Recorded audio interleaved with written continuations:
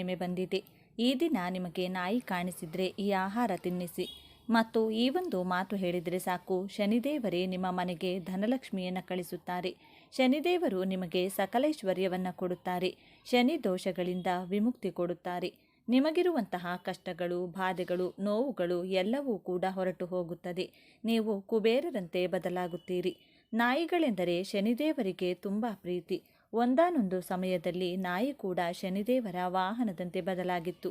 ನಾಯಿ ಮೂಕ ಪ್ರಾಣಿಯಾಗಿರುವುದರಿಂದ ನಾಯಿ ಅಂದರೆ ಶನಿದೇವರಿಗೆ ತುಂಬ ಇಷ್ಟ.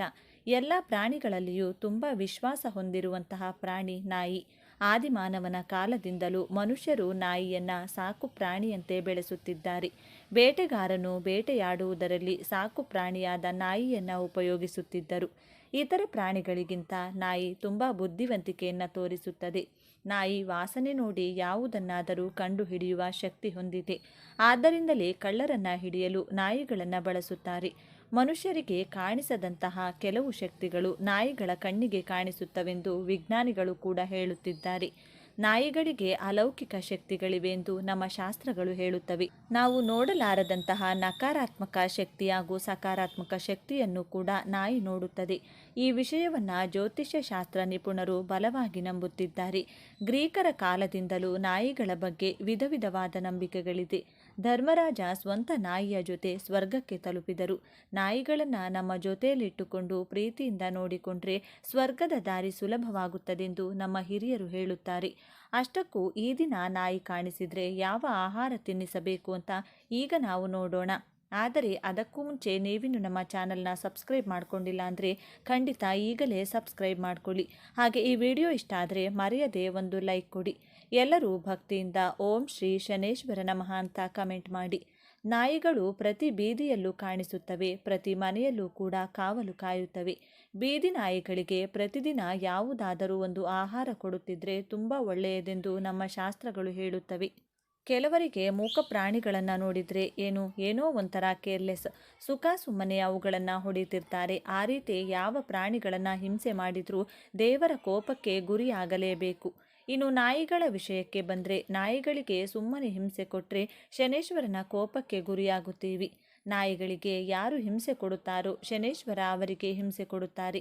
ಹಾಗಾಗಿ ಯಾವ ಕಾರಣದಿಂದಲೂ ಮೂಕ ಪ್ರಾಣಿಗಳಿಗೆ ನೋವು ಕೊಡಲು ಹೋಗಬೇಡಿ.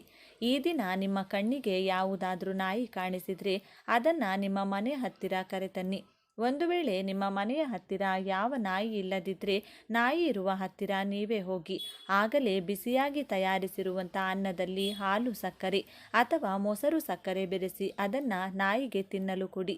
ಆ ರೀತಿ ನಾಯಿ ಅದನ್ನು ತಿನ್ನುತ್ತಿರುವಾಗ ಓಂ ಶ್ರೀ ಶನೇಶ್ವರಾಯ ನಮಃ ಅಂತಾಗಲಿ ಅಥವಾ ನೀಲಾಂಜನ ಸಮಾಭಾಸಂ ರವಿಪುತ್ರಂ ಯಮಗ್ರಜಂ ಛಾಯಾ ಮಾರ್ತಾಂಡ ಸಂಭೂತಂ ತಂ ನಮಾಮಿ ಶನೇಶ್ವರಂ ಅಂತಾಗಲೇ ಈ ಎರಡು ಮಂತ್ರಗಳಲ್ಲಿ ಯಾವುದೋ ಒಂದನ್ನು 3 ಸಲ ಹೇಳಬೇಕು. ಶನಿದೇವರಿಗೆ ನಾಯಿಗಳು ಅಂದರೆ ತುಂಬ ಇಷ್ಟವಾದ್ದರಿಂದ ಅವುಗಳಿಗೆ ಊಟ ಕೊಟ್ಟು ಶನಿದೇವರ ಈ ಮಂತ್ರಗಳನ್ನು ಹೇಳೋದ್ರಿಂದ ಅವರು ಖಂಡಿತ ನಿಮ್ಮನ್ನು ಆಶೀರ್ವದಿಸುತ್ತಾರೆ. ಶನಿದೇವರು ನಿಮ್ಮನ್ನು ಆಶೀರ್ವದಿಸಿದರೆ ಶನಿ ದೋಷಗಳು ನಿವಾರಣೆಯಾಗುತ್ತದೆ. ಹಾಗೆ ಶನಿದೇವರು ನಿಮ್ಮನ್ನು ಆಶೀರ್ವದಿಸಿದರೆ ಮಹಾಲಕ್ಷ್ಮಿಯ ಅನುಗ್ರಹ ಅನ್ನೋದು ಬೇಗನೆ ನಿಮಗೆ ಸಿಗುತ್ತದೆ. ಹಾಗಾಗಿ ನಾಯಿ ಕಾಣಿಸಿದರೆ ಎಲ್ಲರೂ ಕೂಡ ಈ ಚಿಕ್ಕ ಕೆಲಸ ಮಾಡುವ ಮೂಲಕ ಶುಭ ಫಲವನ್ನು ಪಡೆದುಕೊಳ್ಳಿ. ಇನ್ನು ಈ ಹುಣ್ಣಿಮೆ ಬಗ್ಗೆ ಶಿವಪುರಾಣದಲ್ಲಿ ಅದ್ಭುತವಾಗಿ ತಿಳಿಸಿದ್ದಾರೆ. ಈ ದಿನ ಶಿವಲಿಂಗದ ಮೇಲೆ ಅರ್ಚಕರು ಬಿಲ್ಪತ್ರೆಯನ್ನು ಇಟ್ಟಾಗ ಅದರ ಮೇಲೆ ಒಂದು ಕಪ್ಪು ಇರುವೆ ಆಕಸ್ಮಿಕವಾಗಿ ಬಿದ್ದು ಎಲ್ಲಿಗೆ ಹೋಗಬೇಕು ಎಂದು ತಿಳಿಯದೆ ಶಿವಲಿಂಗದ ಮೇಲೆ ಸುತ್ತಿ ತನಗೇ ತಿಳಿಯದೆ ಪ್ರದಕ್ಷಿಣೆಯನ್ನು ಹಾಕಿತಂತೆ. ಈ ಫಲವಾಗಿ ಮರುಜನ್ಮದಲ್ಲಿ ಕಾಶಿ ರಾಜ್ಯಕ್ಕೆ ರಾಜನಾಗಿ ಜನಿಸಿ ಆ ಇರುವೆ ಸಕಲ ಐಶ್ವರ್ಯವನ್ನು ಪಡೆಯಿತಂತೆ. ಆದ್ದರಿಂದ ಈ ದಿನ ಪ್ರತಿಯೊಬ್ಬರೂ ಕೂಡ ನಿಮ್ಮ ಮನೆಗೆ ಸಮೀಪದಲ್ಲಿರ್ತಕ್ಕಂಥ ಶಿವ ದೇವಾಲಯಕ್ಕೆ ತೆರಳಿ ತಪ್ಪದೆ ಶಿವನಿಗೆ ಪ್ರದಕ್ಷಿಣೆಯನ್ನು ಹಾಕಬೇಕು. ಈ ದಿನ ಶಿವನಿಗೆ ಪೂಜೆಯನ್ನು ಮಾಡೋದ್ರ ಜೊತೆಗೆ ಮಹಾಶಕ್ತಿ ಸ್ವರೂಪಿಣಿಯಾದಂತಹ ಪಾರ್ವತಿ ದೇವಿ ಅಂದರೆ ದುರ್ಗಾದೇವಿಯ ಪೂಜೆಯನ್ನು ಮರೆಯದೆ ಮಾಡಿದರೆ ಸರ್ವ ಶತ್ರುಗಳ ಬಾಧೆ ಕಳೆದು ಸರ್ವ ಕಾರ್ಯದಲ್ಲೂ ಯಶಸ್ಸು, ಹಣದ ಸಮಸ್ಯೆಗಳು ದೂರವಾಗುತ್ತದೆ. ಸರ್ವ ಕಾರ್ಯದಲ್ಲೂ ಯಶಸ್ಸು ಉಂಟಾಗಿ ಹಣದ ಸಮಸ್ಯೆಗಳು ದೂರವಾಗುತ್ತಾ ಹೋಗುತ್ತೆ. ಈ ದಿನ ಏನು ಮಾಡಬೇಕು ಅಂದರೆ ಮನೆಗೆ ಸಮೀಪದಲ್ಲಿರ್ತಕ್ಕಂಥ ದುರ್ಗಾ ಪರಮೇಶ್ವರಿ ಆಲಯ, ಚಾಮುಂಡೇಶ್ವರಿ ಆಲಯ, ಚೌಡೇಶ್ವರಿ ಅಥವಾ ರಾಮದೇವತೆಯ ಆಲಯ ಎಲ್ಲಾದರೂ ಸರಿ ದುರ್ಗೆಗೆ ಸಂಬಂಧಪಟ್ಟಂಥ ಆಲಯಕ್ಕೆ ತೆರಳಿ ನಿಂಬೆಹಣ್ಣಿನ ದೀಪವನ್ನು ಹಚ್ಚಿ ನಿಂಬೆಹಣ್ಣಿನ ಮಾಲೆಯನ್ನು ಅರ್ಪಿಸಿ 3 ನಿಂಬೆಹಣ್ಣನ್ನು ದೇವಿಯ ಪಾದದಡಿ ಇಟ್ಟು ಮನೆಗೆ ತಂದು ಒಂದನ್ನು ಮನೆಗೆ ದೃಷ್ಟಿ ತೆಗೆದು ಒಡೆದು ಹಾಕಿ ಮತ್ತೊಂದು ನಿಂಬೆಹಣ್ಣನ್ನು ಪಾನಕ ಮಾಡಿ ಮನೆ ಮಂದಿಯೆಲ್ಲ ಸೇವಿಸಿ ಉಳಿದ ಮತ್ತೊಂದು ನಿಂಬೆಹಣ್ಣನ್ನು ಸಾಧ್ಯವಾದರೆ ಮನೆಯ ಹೊಸ್ತಿಲಿಗೆ ಕಟ್ ಮಾಡಿ ಹೊಸ್ತಿಲ 2 ಭಾಗದಲ್ಲಿ ಇಡಿ, ಇಲ್ಲ ಮನೆಯ ಹೊರಭಾಗ ಬಾಗಿಲಿಗೆ ಕಟ್ಟಿ. ಈ ಒಂದು ಕೆಲಸವನ್ನು ಮಾಡೋದ್ರಿಂದ ಸಕಲ ಶತ್ರು ಬಾಧೆಗಳು, ಮನೆಯಲ್ಲಿ ಕಲಹಗಳು, ಮನೆ ಯಜಮಾನನಿಗೆ ಆಗಾಗ ಉಂಟಾಗುವಂಥ ಅನಾರೋಗ್ಯಗಳು, ಕಾರ್ಯ ನಷ್ಟಗಳು ಕಡಿಮೆಯಾಗಿ ಎಲ್ಲ ವಿಧದಲ್ಲೂ ಒಳಿತಾಗ್ತಾ ಹೋಗುತ್ತದೆ. ಹಾಗೆಯೇ ಗ್ರಾಮ ದೇವತೆಗೆ ದುರ್ಗಾ ಮಾತೆಗೆ ಮೊಸರನ್ನವನ್ನು ನೈವೇದ್ಯವಾಗಿ ಮಾಡಿಸಿ 4 ಜನರಿಗೆ ಹಂಚಿ. ಇದರಿಂದ ಮನಃಶಾಂತಿಯಾಗೂ ಮನೆಯ ಸದಸ್ಯರ ಆರೋಗ್ಯ ವೃದ್ಧಿಯಾಗ್ತಾ ಹೋಗುತ್ತೆ. ಇನ್ನು ಮಹಾಶಿವನಿಗೆ ಈ ದಿನ ನಂದಿವರ್ಧನ ಪುಷ್ಪ, ಬಿಳಿ ಎಕ್ಕದ ಪುಷ್ಪ ಅಥವಾ ಬಿಲ್ವದಳವನ್ನು ತಪ್ಪದೆ ಅರ್ಪಿಸಿ ಓಂ ನಮಃ ಶಿವಾಯ ಎಂದು ಸಾಧ್ಯವಾದಷ್ಟು ಬಾರಿ ಹೇಳಿಕೊಳ್ಳಿ. ಯಾರಿಗೆ ಕುಜದೋಷ ಇದೆ, ಮದುವೆ ಭಾಗ್ಯ ಕೂಡಿ ಬರ್ತಿಲ್ಲ, ವಯಸ್ಸು ದಾಟಿದರೂ ಹುಡುಗ ಅಥವಾ ಹುಡುಗಿ ಸೆಟ್ ಆಗ್ತಿಲ್ಲ ಅಂದರೆ ಎತ್ತುಗಳಿಗೆ ಮರೆಯದೆ ಬೆಲ್ಲದಿಂದ ಮಾಡಿದಂತಹ ಸಿಹಿಯನ್ನು ತಿನ್ನಿಸಿ ಅಥವಾ ಬೆಲ್ಲದ ಚೂರನ್ನು ಮೇವಿನ ಜೊತೆಗೆ ತಿನ್ನಿಸಿದರೂ ಕೂಡ ಶಿವಾನುಗ್ರಹದಿಂದ ಕಂಕಣ ಭಾಗ್ಯ ಕೂಡಿ ಬರುತ್ತೆ. ಕುಜದೋಷಗಳು ದೂರವಾಗುತ್ತೆ, ಜಾತಕ ದೋಷಗಳು ನಶಿಸಿ ಹೋಗುತ್ತೆ. ಇನ್ನು ಪ್ರಸ್ತುತ ಕಾಲದಲ್ಲಿ ಎಲ್ಲರಿಗೂ ಇರುವಂಥ ಅತಿ ಮುಖ್ಯ ಸಮಸ್ಯೆ ಅಂದರೆ ಅದು ಹಣಕಾಸಿನ ಸಮಸ್ಯೆ. ಎರಡನೆಯದು ಶತ್ರುಗಳ ಬಾಧೆ. ಈ 2 ಪ್ರಮುಖ ಸಮಸ್ಯೆಗಳು ಈ ಶಕ್ತಿಯಿಂದ ದೂರವಾಗಲು ದೇವಿಯ ಆರಾಧನೆಯನ್ನು ಮಾಡಿಕೊಳ್ಳಬೇಕು. ದೇವಿಯ ವಿಶೇಷ ಮಂತ್ರವನ್ನು ಪಠಿಸಿ ಈ ರೀತಿ ಪ್ರಾರ್ಥನೆಯನ್ನು ಮಾಡಿಕೊಳ್ಬೇಕು. ಓಂ ಹ್ರೀಂ ಅಷ್ಟಮಹಾಲಕ್ಷ್ಮೀ ನಮಃ ಎಂದು ಸಾಧ್ಯವಾದಷ್ಟು ಬಾರಿ ಹೇಳಿಕೊಂಡು ಹಣದ ಸಂಕಷ್ಟ ಕಳೆಯಲು ಮುಖ್ಯವಾಗಿ ಬೇಕಾಗಿರುವುದು ನೆಮ್ಮದಿ ಹಾಗೂ ಯಶಸ್ಸು. ಆ ಯಶಸ್ಸನ್ನು ನೀಡು ತಾಯಿ, ನಮಗಿರುವಂಥ ಸರ್ವ ಶತ್ರುಗಳ ಬಾಧೆಯನ್ನು ದೂರ ಮಾಡು ತಾಯಿ. ಶತ್ರುಗಳನ್ನು ಚೆನ್ನಾಗಿಡು, ಅವರು ಚೆನ್ನಾಗಿದ್ದು ನಮ್ಮ ತಂಟೆಗೆ ಬಾರದಂತೆ ಮಾಡುವಂಥ ಕೈ ಮುಗಿದುಕೊಳ್ಳಬೇಕು. ವಿಶೇಷವಾಗಿ ಪ್ರಾರ್ಥನೆಯನ್ನು ಮಾಡಿಕೊಳ್ಳಿ. ಇದರಿಂದ ಹಣದ ಸಮಸ್ಯೆ, ಶತ್ರುಗಳ ಸಮಸ್ಯೆ ಕಳೆಯುವುದಷ್ಟೇ ಅಲ್ಲದೆ ನಿಮ್ಮ ಮನೆಗೆ, ಕುಟುಂಬದ ಸದಸ್ಯರಿಗೆ ಮಾಟ ಮಂತ್ರ, ದುಷ್ಟಶಕ್ತಿಗಳ ಕಾಟ ಕೆಲಸ ಮಾಡದಂತೆ ಆ ದೇವಿಯೇ ರಕ್ಷಣೆಯಾಗಿ ನಿಲ್ಲುತ್ತಾಳೆ. ನಂತರ ಪಕ್ಷಿ ಪ್ರಾಣಿಗಳಿಗೆ ಆಹಾರವನ್ನು ಹಾಕಿ ಪಿತೃಗಳನ್ನು ಹೆಸರನ್ನು ಹೇಳ್ತಾ ನಮಸ್ಕಾರವನ್ನು ಮಾಡಿಕೊಳ್ಬೇಕು. ಯಾರಿಗಾದರೂ ಒಂದು ದಿನಕ್ಕಾಗುವಂತಹ ಊಟದ ರೇಷನ್ನನ್ನು ಅಂದರೆ ಸ್ವಯಂ ಪಾಕದ ರೀತಿಯಲ್ಲಿ ನೀವು ನೀಡಿದರೂ ಪಿತೃಗಳು ಸಂತೃಪ್ತರಾಗ್ತಾರೆ. ಪಿತೃಗಳ ಕೃಪೆಯಿಂದ ವಂಶದ ಅಭಿವೃದ್ಧಿ ಅನ್ನೋದು ಆಗ್ತಾ ಹೋಗುತ್ತೆ. ಈ ದಿನ ಮರೆಯದೆ ಶಿವನ ದೇಗುಲದಲ್ಲಿ ಪ್ರದಕ್ಷಿಣೆಯನ್ನು ಮಾಡಿ, ಅದರಲ್ಲೂ ಚಂಡಿ ಪ್ರದಕ್ಷಿಣೆಯನ್ನು ಮಾಡಿದರೆ ತುಂಬ ಒಳ್ಳೆಯದು. ಹಾಗೆಯೇ ಈ ದಿನ ಮತ್ತೊಂದು ಪ್ರತ್ಯೇಕತೆ ಏನೆಂದರೆ ನವಗ್ರಹಗಳಲ್ಲಿ ಚಂದ್ರನಿಗೆ ಒಮ್ಮೆ ಚರ್ಮದ ಸಮಸ್ಯೆ ಬಂದಾಗ, ಆರೋಗ್ಯದ ಸಮಸ್ಯೆ ಬಂದಾಗ ಮಹಾಶಿವನಿಗೆ ಈ ದಿನ ಗೋವಿನ ಹಾಲು ಹಾಗೂ ಮೊಸರಿನಿಂದ ಅಭಿಷೇಕವನ್ನು ಮಾಡಿ ಆ ಅನಾರೋಗ್ಯ ಸಮಸ್ಯೆಯಿಂದ ಮುಕ್ತಿ ಪಡೆದಿದ್ದನಂತೆ. ಆದ್ದರಿಂದ ಈ ಒಂದು ದಿನ ಯಾವ ಶಿವಲಿಂಗವಾದರೂ ಸರಿ ಹಾಲು ಹಾಗೂ ಮೊಸರಿನಿಂದ ಅಭಿಷೇಕವನ್ನು ಮಾಡಿದರೆ ದೀರ್ಘಕಾಲದ ಅನಾರೋಗ್ಯದ ಸಮಸ್ಯೆಯಿಂದ ಮುಕ್ತಿ ಹೊಂದಬಹುದು. ಶಿವನ ಕೃಪೆಯಿಂದ ಆರೋಗ್ಯ ವೃದ್ಧಿಯಾಗುತ್ತೆ, ಆರೋಗ್ಯ ಸದಾಕಾಲ ಚೆನ್ನಾಗಿರುತ್ತದೆ. ಜೊತೆಗೆ ಈ 3 ನಾಮಗಳನ್ನು ಹೇಳಿಕೊಂಡು ಶಿವಲಿಂಗಕ್ಕೆ ಅಭಿಷೇಕವನ್ನು ಮಾಡೋದಾಗಿರಬಹುದು ಅಥವಾ ಅಭಿಷೇಕವನ್ನು ಮಾಡಿಸೋದಾಗಿರಬಹುದು, ಮಾಡಿಕೊಳ್ಳಬಹುದು. ಇಲ್ಲ ಅಭಿಷೇಕವನ್ನು ಮಾಡಲು ಅಥವಾ ಮಾಡಿಸಲು ಸಾಧ್ಯವಿಲ್ಲ ಅನ್ನೋದಾದರೂ ಕೂಡ ಈ 3 ನಾಮಗಳನ್ನು ಹೇಳಿಕೊಂಡ್ರೆ ಅದ್ಭುತವಾದಂತಹ ಫಲಪ್ರಾಪ್ತಿಯಾಗುತ್ತದೆ. ದೀರ್ಘಕಾಲದ ಅನಾರೋಗ್ಯದ ಸಮಸ್ಯೆಗಳು ಕಳೆದು ಶಿವ ಅನುಗ್ರಹಕ್ಕೆ ಪಾತ್ರರಾಗಬಹುದು. ಈ 3 ನಾಮಗಳು ಯಾವುವು ಅಂತ ನೋಡೋದಾದರೆ ಬಿಲಾಂಬಿಕೇಶ, ವೈದ್ಯೇಶ, ಭವರೋಗ, ಅರೇತಿಜ. ಈ 3 ನಾಮವನ್ನು ಹೇಳಿಕೊಂಡು ಈ ದಿನ ತಪ್ಪದೆ ಶಿವನಿಗೆ ನಮಸ್ಕಾರವನ್ನು ಮಾಡಿಕೊಳ್ಳಿ. ನೋಡಿದ್ರಲ್ಲ, ಮಾಘ ಮಾಸದ ಹುಣ್ಣಿಮೆಯ ದಿನ ಯಾವೆಲ್ಲ ವಿಧಿವಿಧಾನವನ್ನು ಪಾಲಿಸಬೇಕು ಅಂತ ಇವತ್ತಿನ ಈ ವಿಡಿಯೋದಲ್ಲಿ ತಿಳಿಸಿಕೊಟ್ಟಿದ್ದೇನೆ. ಈ ವಿಡಿಯೋ ನಿಮಗೆ ಇಷ್ಟ ಆದರೆ ಲೈಕ್ ಮಾಡಿ, ಶೇರ್ ಮಾಡಿ. ಇಂತಹ ಹೆಚ್ಚಿನ ಉತ್ತಮ ಮಾಹಿತಿಗಳಿಗಾಗಿ ತಪ್ಪದೆ ನಮ್ಮ ಚಾನಲ್ನ ಸಬ್ಸ್ಕ್ರೈಬ್ ಮಾಡಿಕೊಳ್ಳಿ. ಈ ದಿನ ಬಹಳ ಶಕ್ತಿಶಾಲಿ. ಇಂತಹ ಶಕ್ತಿಶಾಲಿ ಈ ದಿನದಂದು ಬೇವಿನ ಮರದ ಬಳಿ ಇದನ್ನು ಇಟ್ಟರೆ ಸಾಕು, ಕ್ಷಣಾರ್ಧದಲ್ಲಿ ನಿಮ್ಮ ಕಷ್ಟಗಳು ಮತ್ತು ದಾರಿದ್ರ್ಯಗಳು ದೂರವಾಗುತ್ತವೆ. ನಿಮ್ಮ ಅದೃಷ್ಟ ಬದಲಾಗಿ ಲಕ್ಷಗಳಲ್ಲ ಕೋಟಿಗಳು ಬಂದು ಬೀಳುತ್ತವೆ. ತೊಟ್ಟಿದ್ದೆಲ್ಲ ಚಿನ್ನದಂತೆ ಆಗುತ್ತದೆ. ಅಷ್ಟು ಶಕ್ತಿಶಾಲಿಯಾಗಿ ಈ ಪರಿಹಾರವು ಕೆಲಸ ಮಾಡುತ್ತದೆ. ಈ ಪರಿಹಾರವನ್ನು ಕೆಲವು ನಿಯಮಗಳೊಂದಿಗೆ ಮಾಡಬೇಕಾಗುತ್ತದೆ. ಈ ಚಿಕ್ಕ ಪರಿಹಾರವನ್ನು ಮಾಡಿದರೆ 2 ನಿಮಿಷಗಳಲ್ಲಿ ನಿಮ್ಮ ದಾರಿದ್ರ್ಯವೆಲ್ಲ ಹೋಗಿ ಲಕ್ಷಗಳಲ್ಲ ಕೋಟಿಗಳು ಬಂದು ಬೀಳುತ್ತವೆ. ಇನ್ನು ನಿಮಗೆ ಕೊರತೆ ಇರುವುದಿಲ್ಲ, ಅಪ್ರತಿಮ ರಾಜಯೋಗ ಬರುತ್ತದೆ. ಹಾಗಾದರೆ ಈ ದಿನ ಬೇವಿನ ಮರದ ಬುಡದಲ್ಲಿ ಏನು ಮಾಡಬೇಕು ಎಂಬುದನ್ನು ಈಗ ನಾವು ಈ ವಿಡಿಯೋದಲ್ಲಿ ವಿವರವಾಗಿ ತಿಳಿದುಕೊಳ್ಳೋಣ. ಅದಕ್ಕೂ ಮುಂಚೆ ನೀವಿನ್ನೂ ಚಾನಲ್ಗೆ ಸಬ್ಸ್ಕ್ರೈಬ್ ಆಗಿಲ್ಲ ಅಂದರೆ ಈಗಲೇ ಸಬ್ಸ್ಕ್ರೈಬ್ ಆಗಿ, ಹಾಗೆ ವಿಡಿಯೋಗೆ ಲೈಕ್ ಮಾಡಿ, ವಿಡಿಯೋ ಸ್ಕಿಪ್ ಮಾಡದೆ ಕೊನೆ ತನಕ ನೋಡಿ. ಎಲ್ಲರೂ ಭಕ್ತಿಯಿಂದ ಓಂ ಶ್ರೀ ಮಹಾಲಕ್ಷ್ಮಿ ನಮಃ ಅಂತ ಕಮೆಂಟ್ ಮಾಡಿ. ಈ ದಿನ ಬೇವಿನ ಮರದ ಬಳಿ ನೀವು ಇದನ್ನು ಒಂದನ್ನು ಹಾಕೋದ್ರಿಂದ ನಿಮ್ಮ ಜೀವನದಲ್ಲಿರುವ ದೋಷಗಳು, ಸಮಸ್ಯೆಗಳು, ಅಷ್ಟದರಿದ್ರಗಳು ಎಲ್ಲವೂ ದೂರವಾಗಿ ಆ ಲಕ್ಷ್ಮೀ ದೇವಿಯ ಅನುಗ್ರಹದಿಂದ ಅಷ್ಟೈಶ್ವರ್ಯಗಳು ಖಂಡಿತ ಸಿದ್ಧಿಸುತ್ತವೆ. ಮನುಷ್ಯರಾದ ಮೇಲೆ ಎಲ್ಲರೂ ಒಂದೊಂದು ಸಮಸ್ಯೆಯಿಂದ ಬಳಲುತ್ತಿರುತ್ತೇವೆ. ಪ್ರತಿ ಮನೆಗೂ ಒಂದು ಸಮಸ್ಯೆ, ಪ್ರತಿ ಮನುಷ್ಯನಿಗೂ ಒಂದು ಸಮಸ್ಯೆ ಇರುತ್ತದೆ. ಕೆಲವರು ಹೊರಗೆ ಹೇಳಿಕೊಳ್ತಾರೆ, ಕೆಲವರು ಹೇಳಿಕೊಳ್ಳುವುದಿಲ್ಲ. ಏಕೆಂದರೆ ಹೇಳಿಕೊಳ್ಳಲಾಗದ ಕೆಲವು ಸಮಸ್ಯೆಗಳು ಇರುತ್ತವೆ. ಬೇವಿನ ಮರವು ಬಹಳ ಶಕ್ತಿಶಾಲಿಯಾದ ಬೇವಿನ ಮರವು ದೇವತಾ ವೃಕ್ಷವೇ ಆಗಿದೆ. ಬೇವಿನ ಮರಕ್ಕೆ ಅತೀಂದ್ರಿಯ ಶಕ್ತಿಗಳು ಕೂಡ ಹೆಚ್ಚು. ಬೇವಿನ ಮರವನ್ನು ಲಕ್ಷ್ಮೀ ದೇವಿಯ ಸ್ವರೂಪವೆಂದು ಕೂಡ ಭಾವಿಸುತ್ತಾರೆ. ಅಂದರೆ ಅಮ್ಮನವರು ಹಾಗೂ ಸೀತಾದೇವಿಯು ಕೂಡ ಈ ಮರದಲ್ಲಿ ನೆಲೆಸಿರುತ್ತಾರೆ. ಅಷ್ಟು ಶಕ್ತಿಶಾಲಿಯಾದ ಬೇವಿನ ಮರವಾದ್ದರಿಂದ ಬೇವಿನ ಮರದ ಹತ್ತಿರ ಈ ಪರಿಹಾರವನ್ನು ಮಾಡಿದರೆ ಖಂಡಿತವಾಗಿಯೂ ಕೆಲವು ನಿಮಿಷಗಳಲ್ಲಿಯೇ ನಿಮ್ಮ ಕೆಟ್ಟದ್ದನ್ನು ತೆಗೆದುಹಾಕುತ್ತದೆ. ಈ ದಿನ ಕಪ್ಪು ಬಣ್ಣದ ಬಟ್ಟೆಗಳನ್ನು ಯಾವುದೇ ಪರಿಸ್ಥಿತಿಯಲ್ಲಿಯೂ ಧರಿಸಬಾರದು. ಅಷ್ಟೇ ಅಲ್ಲ, ಈ ದಿನ ಮಾಂಸಾಹಾರವನ್ನು ಯಾವುದೇ ಕಾರಣಕ್ಕೂ ಇಡಬಾರದು ಅಥವಾ ತಿನ್ನಬಾರದು. ಮೊಟ್ಟೆ ಸೇರಿದಂತೆ ಯಾವುದನ್ನು ತಿನ್ನಬಾರದು. ಮೊಟ್ಟೆಯು ಮಾಂಸಾಹಾರಕ್ಕೆ ಸಮಾನ. ಅದೇ ರೀತಿ ಈ ದಿನ ಯಾರಿಗೂ ಸಾಲ ಕೊಡಬಾರದು. ಅದೇ ರೀತಿ ಸಾಲ ತೆಗೆದುಕೊಳ್ಳುವಂಥ ಕೆಲಸಗಳನ್ನು ಮಾಡಬಾರದು. ಈ ದಿನ ಎಂದು ಕೊಟ್ಟ ಸಾಲಗಳು ಅಥವಾ ಮಾಡಿದ ಸಾಲಗಳು ಎಂದಿಗೂ ತೀರುವುದಿಲ್ಲ. ಅಷ್ಟೇ ಅಲ್ಲ, ಅದೇ ರೀತಿ ಈ ದಿನ ಅಡುಗೆ ಎಣ್ಣೆ ಮತ್ತು ಒಣಮೆಣಸಿನಕಾಯಿಗಳನ್ನು ಮನೆಗೆ ತರಬಾರದು. ಈ ವಸ್ತುಗಳನ್ನು ಖರೀದಿಸಿ ಮನೆಗೆ ತಂದರೆ ಅನಗತ್ಯ ತೊಂದರೆಗಳು ಬರುತ್ತವೆ.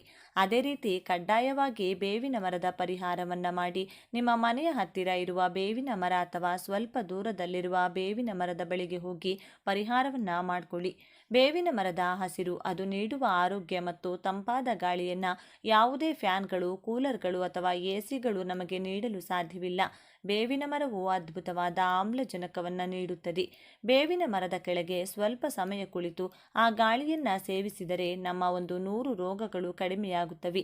ಇಷ್ಟು ಆರೋಗ್ಯಕರ ಗಾಳಿಯನ್ನು ಬೇವಿನ ಮರ ಒದಗಿಸುತ್ತದೆ. ಬೇವಿನ ಮರ ಇರುವಲ್ಲಿ ಒಂದು ಉತ್ತಮ ಸಕಾರಾತ್ಮಕ ಶಕ್ತಿ ಇರುತ್ತದೆ. ಬೇವಿನ ಮರ ಇರುವ ಮನೆಯಲ್ಲಿ ಜಗಳಗಳು, ಸಮಸ್ಯೆಗಳು ಕಡಿಮೆ ಇರುತ್ತವೆ. ಆರೋಗ್ಯವು ಚೆನ್ನಾಗಿತ್ತು. ಬೇವಿನ ಎಲೆಗಳು ಸಹ ಆಯುರ್ವೇದದ ಪ್ರಕಾರ ನಮಗೆ ತುಂಬ ಒಳ್ಳೆಯದು. ಒಂದು ಹಿಡಿ ಬೇವಿನ ಎಲೆಗಳನ್ನು ಈ ದಿನ ಸ್ನಾನ ಮಾಡುವ ನೀರಿನಲ್ಲಿ ಹಾಕಿ ಸ್ನಾನ ಮಾಡಿದರೆ ನಿಮಗೆ ಇರುವ ಅನಾರೋಗ್ಯ ಸಮಸ್ಯೆಗಳು, ಪಿತೃದೋಷಗಳು, ಪಾಪಗಳು, ಶನಿ ದೋಷಗಳು ಎಲ್ಲವೂ ನಿವಾರಣೆಯಾಗಿ ನೀವು ಮುಟ್ಟಿದ್ದೆಲ್ಲ ಚಿನ್ನವಾಗುತ್ತದೆ. ಬೇವಿನ ಎಲೆಗಳನ್ನು ಹಾಕೋದ್ರಿಂದ ನೀವು ಶಕ್ತಿವಂತರಾಗಿ ನಿಮ್ಮ ಆರೋಗ್ಯವು ಉತ್ತಮವಾಗಿರುತ್ತದೆ. ಹೊಸ ಉತ್ಸಾಹ, ಉಲ್ಲಾಸ ಮತ್ತು ಹೊಸ ಆಯುಷ್ಯದೊಂದಿಗೆ ಜೀವನವನ್ನು ಪ್ರಾರಂಭಿಸಲು ಸಾಧ್ಯವಾಗುತ್ತದೆ. ಅಷ್ಟು ಶಕ್ತಿಶಾಲಿ. ಇನ್ನು ಬೇವಿನ ಮರದ ಬಳಿ ನಾವು ಏನು ಮಾಡಬೇಕು ಅಂದರೆ, ಇದಕ್ಕಾಗಿ ಮೊದಲು ನೀವು ಒಂದು ಬಿಳಿ ಕಾಗದವನ್ನು ತೆಗೆದುಕೊಂಡ ನಂತರ ಆ ಕಾಗದದ ಮೇಲೆ ನಿಮ್ಮ ಸಮಸ್ಯೆಯನ್ನು ಬರೆಯಿರಿ.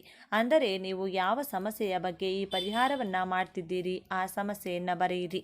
ಹಣಕ್ಕಾಗಿ ಮಾಡುತ್ತಿದ್ದೀರಾ ಅಥವಾ ಗಂಡ ಹೆಂಡತಿಯರ ನಡುವಿನ ಜಗಳಗಳು ಕಡಿಮೆಯಾಗಬೇಕೆಂದು ಮಾಡ್ತಿದ್ದೀರಾ, ಸಾಲಗಳು ತೀರಬೇಕೆಂದು ಮಾಡ್ತಿದ್ದೀರಾ, ಹೀಗೆ ನಿಮಗೆ ಇರುವ ಸಮಸ್ಯೆಯನ್ನು ಬರೆಯಿರಿ.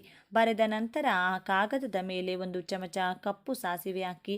ಈ ಕಪ್ಪು ಸಾಸಿವೆ ತುಂಬ ಶಕ್ತಿಶಾಲಿಯಾಗಿರೋದ್ರಿಂದ 1 ಚಮಚ ಕಪ್ಪು ಸಾಸಿವೆ, ಹಾಗೆ 1 ಚಮಚ ಕಲ್ಲುಪ್ಪು ಹಾಕಿ. ನಂತರ ಕುಂಕುಮ ಕೆಂಪು ಬಣ್ಣದಲ್ಲಿರುವುದರಿಂದ ಈ ಅಮಾವಾಸ್ಯೆಯ ದಿನ ಕೆಟ್ಟ ದೃಷ್ಟಿಯನ್ನು ತೆಗೆದುಹಾಕಲು ಇದು ತುಂಬ ಉಪಯುಕ್ತವಾಗಿದೆ. ಇವುಗಳ ಜೊತೆಗೆ ಒಣಮೆಣಸಿನಕಾಯಿಗಳನ್ನು ಹಾಕಿ. 4 ಒಣಮೆಣಸಿನಕಾಯಿಗಳು ಸಾಕು. ಆ ಮೆಣಸಿನಕಾಯಿಗಳನ್ನು ಸಹ ಆ ಕಾಗದದಲ್ಲಿ ಹಾಕಿ. ನಮ್ಮ ಪೂರ್ವಿಕರು ಮೊದಲು ಉಪ್ಪು, ಒಣಮೆಣಸಿನಕಾಯಿಗಳಿಂದ ದೃಷ್ಟಿ ತೆಗೆಯುತ್ತಿದ್ದರು. ಮಕ್ಕಳಿಗೆ ಜ್ವರ ಇತ್ಯಾದಿ ಬಂದಾಗ ದೃಷ್ಟಿ ತೆಗೆಯುತ್ತಿದ್ದರು. ದೃಷ್ಟಿ ತೆಗೆದರೆ ಆ ಜ್ವರಗಳು ತಕ್ಷಣ ಕಡಿಮೆಯಾಗುತ್ತಿದ್ದವು. ಆದ್ದರಿಂದ ಅಷ್ಟು ಶಕ್ತಿಶಾಲಿ ಕೆಂಪು ಮೆಣಸಿನಕಾಯಿಗಳು. ಇವು ಕೂಡ ಕೆಂಪು ಬಣ್ಣದಲ್ಲಿರುತ್ತವೆ. ಕೆಟ್ಟದ್ದನ್ನು ಚೆನ್ನಾಗಿ ತೆಗೆದುಹಾಕುತ್ತವೆ. ಹೀಗೆ ಈ ಕಾಗದದ ಮೇಲೆ ಸಮಸ್ಯೆಯನ್ನು ಬರೆದು 1 ಚಮಚ ಸಾಸಿವೆ, 1 ಚಮಚ ಕಲ್ಲುಪ್ಪು, ಚಿಟಿಕೆ ಕುಂಕುಮ, 4 ಒಣಮೆಣಸಿನಕಾಯಿಗಳು ಇವೆಲ್ಲವನ್ನು ಆ ಕಾಗದದಲ್ಲಿ ಹಾಕಿ ಆ ಕಾಗದದ ಮೇಲೆ ನಿಮ್ಮ ಸಮಸ್ಯೆಯನ್ನು ಕೆಂಪು ಬಣ್ಣದ ಸ್ಕೆಚ್ ಪೆನ್ನಿಂದ ಬರೆಯಬೇಕು. ನೆನಪಿಡಿ, ಕೆಂಪು ಬಣ್ಣದ ಸ್ಕೆಚ್ ಪೆನ್ನಿಂದ ನಿಮ್ಮ ಸಮಸ್ಯೆಯನ್ನು ಬರೆದು ಒಟ್ಟು 5 ವಸ್ತುಗಳನ್ನು ಹಾಕಿ. ಅಂದರೆ ಕಪ್ಪು ಸಾಸಿವೆ, ಕಲ್ಲುಪ್ಪು, ಚಿಟಿಕೆ ಕುಂಕುಮ, 4 ಒಣಮೆಣಸಿನಕಾಯಿಗಳು ಈ 5 ವಸ್ತುಗಳನ್ನು ಆ ಕಾಗದದಲ್ಲಿ ಹಾಕಿದ ನಂತರ ಚಿಕ್ಕ ಮೂಟೆ ಕಟ್ಟಿ ಆ ನಂತರ ಈ ಚಿಕ್ಕ ಮೂಟೆಯನ್ನು ತೆಗೆದುಕೊಂಡು ನೀವು ಬೇವಿನ ಮರದ ಬಳಿಗೆ ಹೋಗಬೇಕು. ನೀವು ಸಂಧ್ಯಾ ಸಮಯದಲ್ಲಿ ಅಂದರೆ ಸುಮಾರು 4 ಗಂಟೆಯಿಂದ 6 ಗಂಟೆಯ ನಡುವೆ ಹೋಗಬೇಕು. ನೀವು ಬೇವಿನ ಮರದ ಹತ್ತಿರ ಹೋಗಿ ಆ ಚಿಕ್ಕ ಮೂಟೆಯನ್ನು ಕೈಯಲ್ಲಿ ಹಿಡಿದುಕೊಂಡು ನಿಮ್ಮ ಸಂಕಲ್ಪವನ್ನು ಹೇಳಿಕೊಳ್ಬೇಕು. ನಿಮಗಿರುವಂಥ ಕೆಟ್ಟದ್ದು ಹೋಗಬೇಕು, ಬಾಧೆಗಳು ದೂರವಾಗಬೇಕೆಂದು ಹೇಳಿ ಬೇವಿನ ಮರವು ಅಮ್ಮನವರ ಸ್ವರೂಪವಾಗಿರುವುದರಿಂದ ಆ ತಾಯಿಗೆ ಹೇಳಿಕೊಂಡು ಮರದ ಸುತ್ತಲೂ ಬಲದಿಂದ ಎಡಕ್ಕೆ 3 ಬಾರಿ, ಎಡದಿಂದ ಬಲಕ್ಕೆ 3 ಬಾರಿ ಆ ಚಿಕ್ಕ ಮೂಟೆಯನ್ನು ನಿಮ್ಮ ತಲೆಯ ಸುತ್ತ ತಿರುಗಿಸಿಕೊಂಡು ಆ ಬೇವಿನ ಮರದ ಹತ್ತಿರ ಆ ಚಿಕ್ಕ ಮೂಟೆಯನ್ನು ಹಾಕಿ ಹಿಂದಿರುಗಿ ನೋಡದೆ ನೀವು ಮನೆಗೆ ಹೋಗಬೇಕು. ಸಂಜೆ 4 ಗಂಟೆ ಸಮಯದಿಂದ 6 ಗಂಟೆಯ ಸಮಯದವರೆಗೆ ಈ ಪರಿಹಾರವನ್ನು ಮಾಡಿಕೊಳ್ಳಿ. ನಿಮಗೆ ಉತ್ತಮ ಫಲಗಳು ದೊರೆಯುತ್ತವೆ. ಈ ದಿನ ಸಂಜೆ 4 ಗಂಟೆಗೆ ಈ ಪರಿಹಾರವನ್ನು ಮಾಡಿ. ಮನೆಯಲ್ಲಿರುವ ಬೇವಿನ ಮರದ ಬಳಿ ಈ ಪರಿಹಾರವನ್ನು ಮಾಡಬಾರ್ದು. ಹೊರಗಿರುವ ಮರದ ಬಳಿ ಮಾತ್ರ ಪರಿಹಾರವನ್ನು ಮಾಡಬೇಕು. ಅದೇ ರೀತಿ ದೇವಸ್ಥಾನದ ಒಳಗಿರುವ ಮರದ ಬಳಿಯೂ ಈ ಪರಿಹಾರವನ್ನು ಮಾಡಬಾರ್ದು. ದೇವಸ್ಥಾನದ ಹೊರಗೆ ಇರಬೇಕು, ರಸ್ತೆಯ ಬದಿಯಲ್ಲಿರಬೇಕು, ಮನೆಯ ಹೊರಗೆ ಇರಬೇಕು. ಆ ಮರದ ಬಳಿ ಈ ಪರಿಹಾರವನ್ನು ಮಾಡಬೇಕು. ಆ ಚಿಕ್ಕ ಮೂಟೆಯನ್ನು ಮರದ ಬಳಿ ಹಾಕುವ ಮೊದಲು ಬೇವಿನ ಮರವನ್ನು ಸ್ಪರ್ಶಿಸಿ ನಮಸ್ಕರಿಸಿ. ನಿಮಗೆ ಸಾಧ್ಯವಾದರೆ ಆ ಬೇವಿನ ಮರಕ್ಕೆ 1 ಚೊಂಬು ನೀರನ್ನು ಹಾಕಿ ಆ ಬೇವಿನ ಮರದ ಸುತ್ತ ಪ್ರದಕ್ಷಿಣೆಗಳನ್ನು ಮಾಡಿ. ಆ ನಂತರ ಚೆನ್ನಾಗಿ ನಿಮ್ಮ ಸಂಕಲ್ಪ ಹೇಳಿಕೊಂಡು ಈ ಚಿಕ್ಕ ಮೂಟೆಯನ್ನು ನಿಮ್ಮ ತಲೆಯ ಸುತ್ತ ಬಲದಿಂದ ಎಡಕ್ಕೆ 3 ಬಾರಿ, ಎಡದಿಂದ ಬಲಕ್ಕೆ 3 ಬಾರಿ ತಿರುಗಿಸಿ ಆ ಬೇವಿನ ಮರದ ಬುಡದಲ್ಲಿ ಹಾಕಿ ಹಿಂದಿರುಗಿ ನೋಡದೆ ಮನೆಗೆ ಹೋಗಿ. ಇದರಲ್ಲಿ ಹಾಕಿರುವ ಪ್ರತಿಯೊಂದು ಕೂಡ ಬಹಳ ಶಕ್ತಿಶಾಲಿಯಾಗಿದೆ. ಸಾಸಿವೆ ದೃಷ್ಟಿ ತೆಗೆದುಹಾಕುತ್ತದೆ. ಕಪ್ಪು ಬಣ್ಣದಲ್ಲಿರುತ್ತವೆ. ಕಪ್ಪು ಕೂಡಲೇ ಕೆಟ್ಟದ್ದನ್ನು ತೆಗೆದುಹಾಕುತ್ತದೆ. ಬಹಳ ಶಕ್ತಿಶಾಲಿ ಸಾಸಿವೆ ನಮಗೆ ಚಿಕ್ಕದಾಗಿರುತ್ತದೆ. ಅದೇ ರೀತಿ ಕಲ್ಲುಪ್ಪು ಕೂಡ ದೃಷ್ಟಿ ತೆಗೆಯಲು ಮತ್ತು ದೋಷವನ್ನು ನಿವಾರಿಸಲು ಬಹಳ ಉಪಯುಕ್ತವಾಗಿದೆ. ಸಾಲದ ಸಮಸ್ಯೆಗಳನ್ನು, ಆರ್ಥಿಕ ಸಮಸ್ಯೆಗಳನ್ನು ನಿವಾರಿಸುತ್ತದೆ. ಕುಂಕುಮ ಮಂಗಳಕರವಾದದ್ದು, ಶುಭಕರವಾದದ್ದು. ಇನ್ನು ಅನೇಕ ಮೆಣಸಿನಕಾಯಿಗಳು ಬಹಳ ಖಾರವನ್ನು ಹೊಂದಿರುತ್ತವೆ. ಅದೇ ರೀತಿ ನಮಗಿರುವಂತಹ ಕಠಿಣ ಸಮಸ್ಯೆಗಳನ್ನು, ಖಾರವಾದ ಸಮಸ್ಯೆಯನ್ನಾದರೂ ಒಣಮೆಣಸಿನಕಾಯಿಗಳು ಕ್ಷಣಗಳಲ್ಲಿ ನಿವಾರಿಸುತ್ತವೆ. ಆದ್ದರಿಂದ ಇವುಗಳನ್ನು ಕಟ್ಟಿ ಹಾಗೆ ದೃಷ್ಟಿ ತೆಗೆದು ಬೇವಿನ ಮರದ ಬಳಿ ಹಾಕಿ. ಮನೆಗೆ ಪ್ರವೇಶಿಸುವಾಗ ಮರೆಯದೆ ಕಾಲು ಕೈಗಳನ್ನು ಸ್ವಚ್ಛವಾಗಿ ತೊಳೆದುಕೊಂಡು ಹೋಗಿ. ಇನ್ನೂ ಸಾಧ್ಯವಾದರೆ ಸ್ನಾನ ಮಾಡಿ. ಹೀಗೆ ಮಾಡಿ ನೋಡಿ. ನೀವು ಮನೆಗೆ ಹೋಗುವಷ್ಟರಲ್ಲಿ ಒಂದು ಉತ್ತಮ ಸಕಾರಾತ್ಮಕ ಮನಸ್ಥಿತಿ ಬರುತ್ತದೆ. ನಿಮ್ಮ ಮನಸ್ಸು ಸಂಪೂರ್ಣವಾಗಿ ವಿಶ್ರಾಂತಿ ಪಡೆಯುತ್ತದೆ.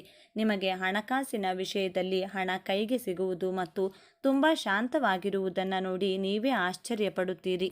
ಹಣಕಾಸಿನ ಸಮಸ್ಯೆಗಳು ದೂರವಾಗುವುದು, ಮನೆಯ ಅನುಕೂಲಕರವಾಗಿ ಬದಲಾಗುವುದು, ಕೆಟ್ಟ ದೃಷ್ಟಿ ದೂರವಾಗುವುದು. ಈ ಪರಿಹಾರವು ಬಹಳ ಶಕ್ತಿಶಾಲಿಯಾಗಿ ನಿಮ್ಮ ಹಣೆ ಬರಹವನ್ನೇ ಬದಲಾಯಿಸುತ್ತದೆ. ಈ ಅಮಾವಾಸ್ಯೆ ಬಹಳ ಶಕ್ತಿಶಾಲಿಯಾಗಿರುವುದರಿಂದ ಖಂಡಿತವಾಗಿಯೂ ಇದನ್ನು ಮಾಡಿಕೊಳ್ಳಿ. ಈ ಪರಿಹಾರವು ಅದ್ಭುತವಾಗಿ ಕೆಲಸ ಮಾಡುತ್ತದೆ. ಇದನ್ನು ಮಹಿಳೆಯರು ಮಾಡಬಹುದು, ಪುರುಷರು ಮಾಡಬಹುದು. ಯಾವುದೇ ತೊಂದರೆ ಇಲ್ಲ. ಚೆನ್ನಾಗಿ ಹೀಗೆ ಮಾಡಿಕೊಂಡು ನಿಮಗಿರುವ ಪ್ರತಿಯೊಂದು ಸಮಸ್ಯೆಯಿಂದಲೂ ಹೊರಬನ್ನಿ. ಹೀಗೆ ಮಾಡ್ತಿದ್ದೇವೆ ಎಂದು ಯಾರಿಗೂ ಹೇಳಬಾರದು. ಹೇಳಿದರೆ ನಮ್ಮ ಮಾತಿನ ರೂಪದಲ್ಲಿ ಅದಕ್ಕಿರುವ ಶಕ್ತಿ ಎಲ್ಲವೂ ಹೋಗುತ್ತದೆ. ಆದ್ದರಿಂದ ಇದನ್ನು ರಹಸ್ಯವಾಗಿ ಮಾಡಬೇಕಾದ ಪರಿಹಾರ ಇದು. ಆದ್ದರಿಂದ ನೀವು ಕೂಡ ಈ ಶಕ್ತಿಶಾಲಿ ಈ ದಿನದಂದು ಬೇವಿನ ಮರದ ಬಳಿ ನೀಡಿದ ಸುಲಭ ಪರಿಹಾರವನ್ನು ಮಾಡಿ ನಿಮ್ಮ ಕಷ್ಟಗಳನ್ನು, ದಾರಿದ್ರ್ಯವನ್ನು ನಿವಾರಿಸಿಕೊಂಡು ಆನಂದವಾಗಿ ಬದುಕಿ. ಓಕೆ ಸ್ನೇಹಿತರೆ, ಈ ಮಾಹಿತಿ ನಿಮಗೆ ಇಷ್ಟವಾದರೆ ಈ ವಿಡಿಯೋನ ಪ್ರತಿಯೊಬ್ಬರಿಗೂ ಕೂಡ ಶೇರ್ ಮಾಡಿ. ನಮ್ಮ ಚಾನಲ್ಗೆ ಸಬ್ಸ್ಕ್ರೈಬ್ ಆಗಿ. ಎಲ್ಲರೂ ಭಕ್ತಿಯಿಂದ ಓಂ ಶ್ರೀ ಶನೇಶ್ವರ ನಮಃ ಅಂತ ಕಮೆಂಟ್ ಮಾಡಿ. ಧನ್ಯವಾದಗಳು.